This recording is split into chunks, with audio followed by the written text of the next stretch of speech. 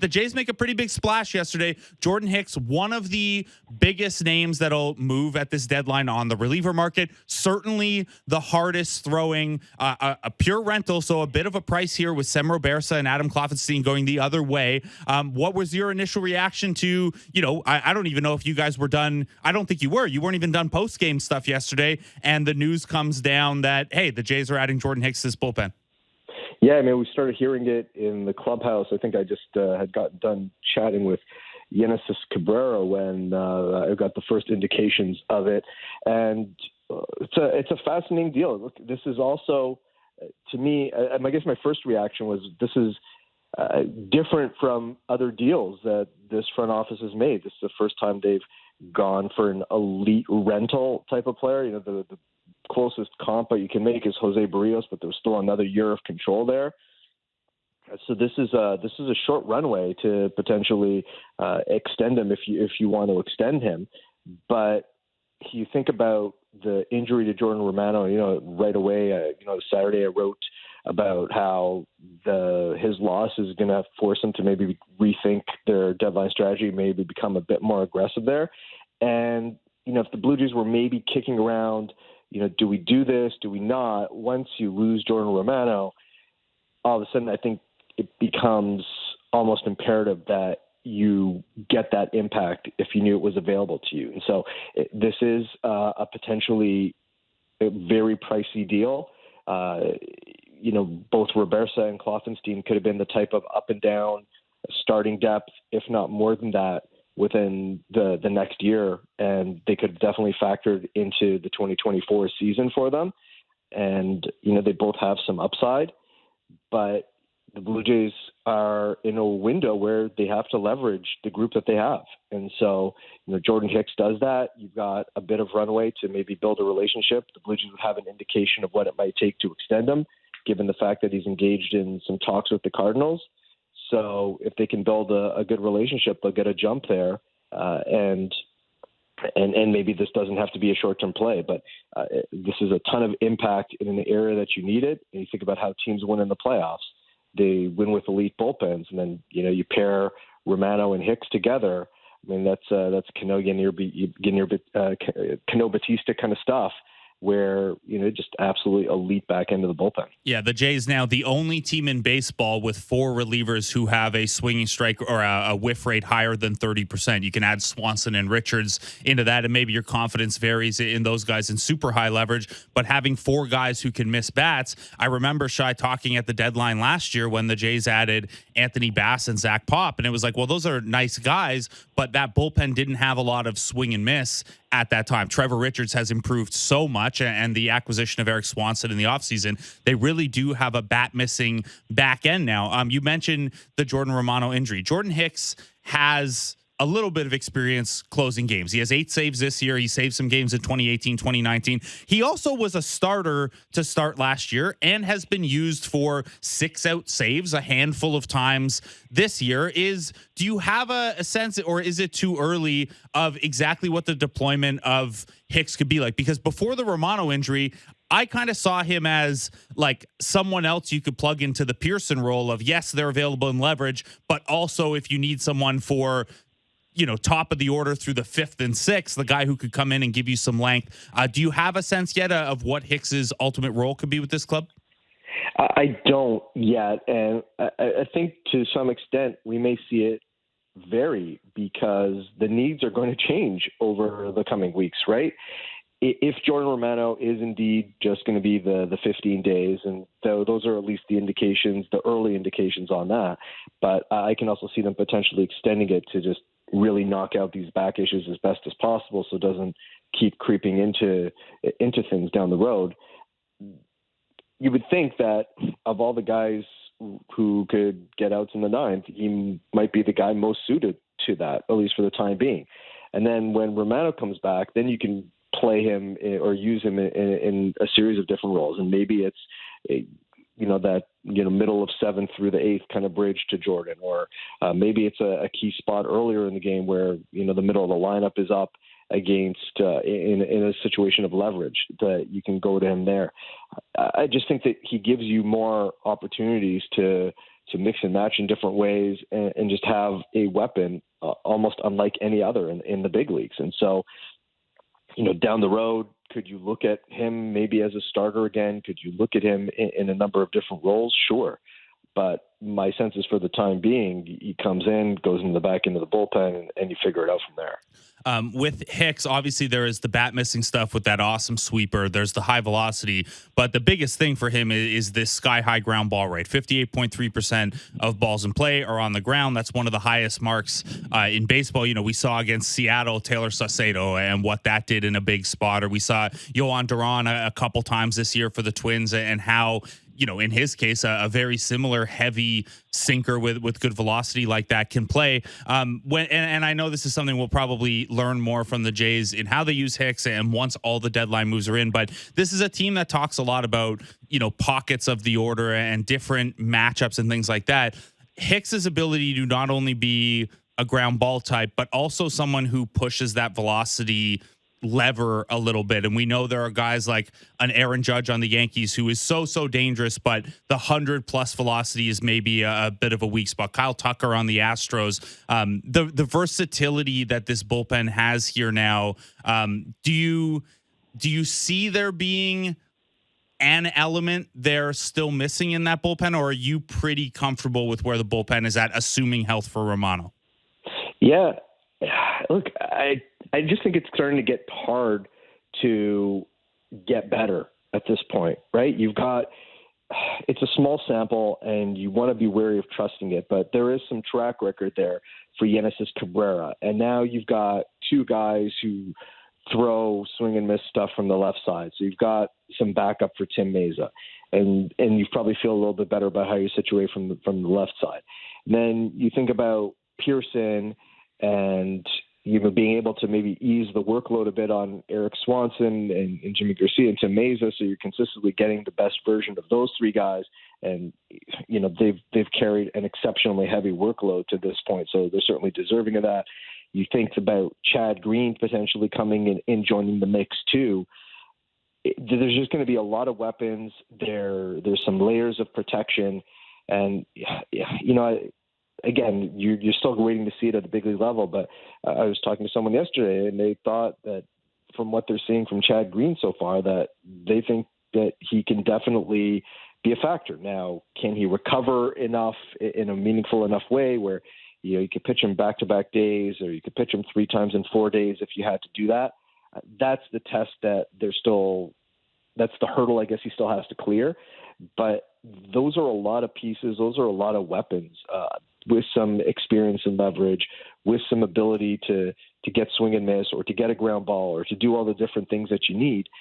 I think the way that's set up, you're probably feeling pretty good about that. And then, you would think that at this point the Blue Jays start devoting the rest of the prospect capital they feel they can sacrifice over to the offensive piece.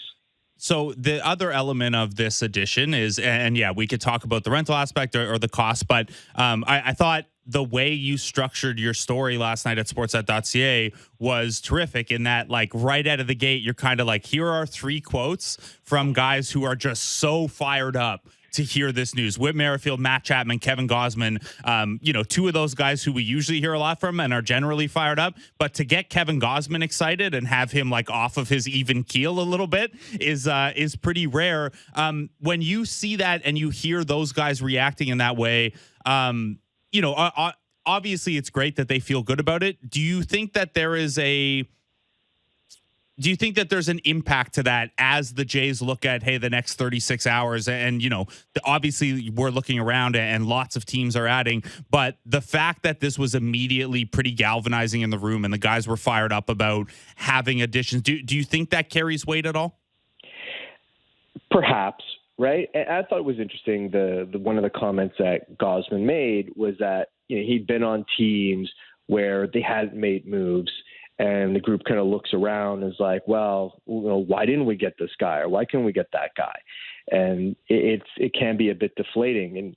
And I think about the year the Jays got David Cone, and hearing some of the stories the Blue Jays said from Blue Jays players that year, kind of remembering how what a lift it was to see David Cohn go to the Jays, and then conversely, Paul Molitor, who was on the Brewers at the time, and they were chasing the Jays, remembers kind of like thinking like, what? How did they get him? And it was deflating for them. And so there's still time, obviously, for the other teams in the American League East to make moves, but it hasn't been particularly active from the AL East, especially considering how tightly bunched up those teams are. So, if there aren't sort of commensurate moves on the other clubs, then there can be a potentially deflating effect there too. So, I think it all ultimately it's short-lived. Jordan Hicks has to arrive and pitch well for the good vibes to continue, right? It's great that they got him, but if he isn't able to hit the ground running, then all that disappears in a hurry. So, there's certainly a benefit. I'm not sure how long-term it is, but, we've also seen, you can think back to 2015 here, and when the Blue Jays made the moves there, how it ignited that team. So there can be, there certainly can be an impact. How long-term it is ultimately depends on how the group comes together afterwards. I agree, Shi. They should go out and trade for Troy Tulowitzki now as well, or some version of that. Shi, something you mentioned off the top is that this was a bit of a novel move for this front office in that it is a pure rental. And yes, they could work out something with Hicks. They could re-sign him in free agency, but you could do that anyway. This is not a guy with control. And they traded two pieces who I understand, Robersa and Kloffenstein, they would have been Rule 5 eligible this winter. Maybe they're guys that, hey, the Jays just weren't going to be comfortable with that decision just yet on them, but they're pieces and pieces who maybe could have been 2024 depth. When you see that, do you think that we should view that as a change in thinking from this front office for this deadline? Would you be more or less surprised now if they went out and added another rental piece, like say a Marcana type or something like that, where, you and I, even talking the other day at the park, we're kind of looking mostly at guys with a little bit of control and because that's been how this front office operates. Them pushing chips in for a rental, does that change what you're thinking this next day or two now at all? Maybe, but if I'm taking a step back, to some extent, it's also a degree of what the market is presenting, right? And this is maybe atypical is strong, but maybe a bit unusual for a market where, a lot of teams that you would typically think would be selling are just kind of hanging in there because the standings are so bunched up, and that rather than usually when you get closer to the deadline, you get teams peel off and they're like, okay, this isn't going to be realistic for us. But, in theory, you would have thought the Angels would be sellers, and here they are as buyers. And in theory, you would think, okay, the Cubs, even though they're, within range of the AL Central lead and the NL wild card, there are a lot of teams in that wild card mix who, on paper at least, look to be better than them, but they seem set to be hanging in. So there just aren't as many options on this market, and you've seen the prices being pretty high. You've seen a lot of top 100 prospects go in various deals that have already been made. And you kind of take a step back and be like, okay, well, teams aren't really sacrificing the guys in control. The rentals are exacting a pretty high price. This is what it costs to do business. And, if you're just kind of casting forward to 24, the Blue Jays are going to have a fair amount of work to do to be as good a team in 24 as they are right now in 23. They're going to have Matt Chapman be a free agent, Brendan Belt, Kevin Kiermaier, likely Whit Merrifield, Hyunjin Ryu. That's a lot of talent that you have to replace, and so they are going to have some money coming off the books. But the fact is that this is a good opportunity right now. You've got a lot of talent that you may not be able to replace in exactly the same way this offseason. So there's a little bit of urgency to the moment too. So I think those are a combination of factors that lead you down this path.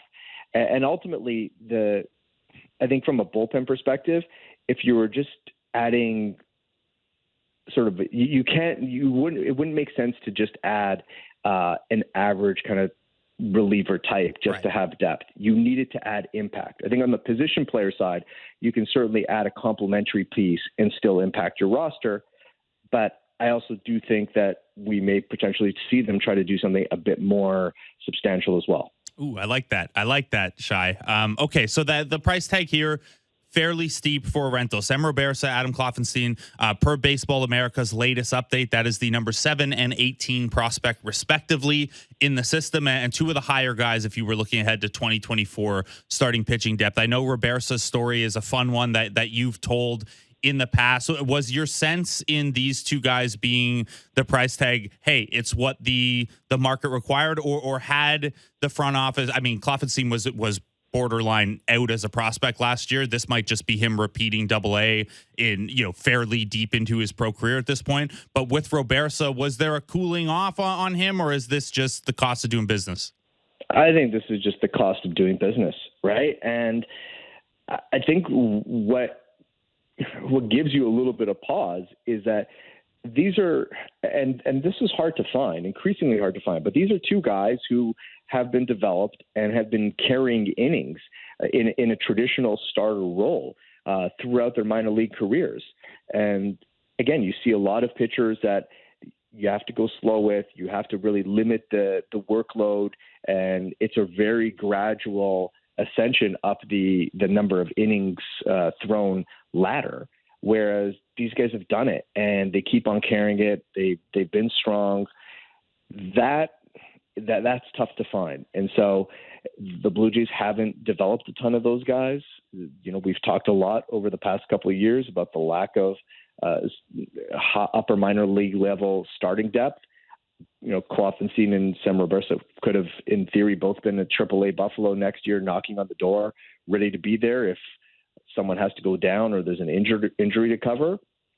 So that piece is something that the Blue Jays will certainly have to worry about. Obviously, if Ricky Tiedemann, who pitched who was back pitching on the weekend, if he gets back to form and he's knocking on the door next year, then you feel a little bit better than that. But ideally, you want more than just one guy there. So that's the piece that worries you, I think, if you're the Blue Jays front office. But that's the price of doing business. And these deals, if you're going to get good players, these deals are going to hurt. And that's kind of where the Blue Jays are at right now. And hey, if the player ends up being good, you're pretty fine with that. The counter to that is the other element of this transaction, which is that Mitch White has been designated for assignment. Now, still a little bit of time here before the deadline for a potential waiver deal. Some non-competitive team thinks they can give Mitch White some innings, some runway. There's also, if he clears waivers, you can outright him once down to AAA. Do you have a favorite moment from the Mitch White era? Nothing comes to mind, Blake. Look, I appreciated that he ended a very long West Coast game nice and quickly when he came in. I'm not sure that's one necessarily one for the highlight reel. Look, I think this is a frustrating one for the Blue Jays because you look back at the time and you can understand why they made that deal. They needed some up and down AAA depth who could come in and pitch. And the guys had some success and had some good moments with the Dodgers. You think, all right, this is someone who's going to help. And then he comes into spring training this year and he's got the shoulder issue and he's never able to really get on track. The Blue Jays can't give him enough runway in order to try and find himself to try to get himself right. And so, I personally think there's a little bit more to Mitch White than what he's shown, and that there is some value there. But the type of situation that the Blue Jays were in, how do you help a guy get confidence without runway? But how do you give a guy runway when he doesn't have any confidence and you're trying to win? So it was a bit of an impossible situation there at the end with Mitch White. And, maybe the Blue Jays can tack him on to a deal to get, extra couple percent or for somebody. Maybe that's how it plays out. But, I think this is one that, again, was a deal made because the Blue Jays were trying to win last year and were trying to augment and bolster their big league staff, protect against injuries, and ended up costing them a decent prospect in Nick Frasso. The other trade deadline deal last year worked out pretty well, and then the other one, the Bass Pop Jordan Groshans one, it might end up being a big nothing. Looking at what all three of those guys are doing right now. Shi, quickly before I let you go, we did get to watch Shohei Ohtani all weekend, 4 for 9 with a double that was like maybe more impressive than the home run because it was just a ground ball that rolled all the way to the wall. Also, that laser of a home run in the opener, 4 intentional walks. Did you get a moment to enjoy the Shohei experience around all the chaos that was going on? Yeah, for sure. It's pretty clear. It's been clear for a while now that what we're watching is something that, it's not even generational, right? I mean, what's the real, you think about it, what's the real comp for him? Like Babe Ruth in that era? I was talking when I was at the Hall of Fame last week. I was talking to some people there. One of the interesting discussion points is just how in the current game the difference between floor and ceiling between players, like the gap between the worst and the best, is maybe as narrow as it's ever been in the history of the game. And then you've got like Shohei Ohtani, who's just like, okay, this is like video game mode. That that level of ridiculous dominance. So we're seeing something absolutely special. The thing that he's doing against the quality of competition today is, I mean, relative to baseball history, I'm not sure that there's really a suitable comp. And so it's anytime you get an opportunity to witness it, it's pretty incredible. And I got to watch him during the J Series in Anaheim earlier this season, and again now, and it's pretty wild stuff. It's pretty incredible. I was happy to get to watch Saturday's game with you and BNS down at the park. Shi, thanks so much for taking the time out this morning, man. Yeah, anytime, Blake. Be well, dude.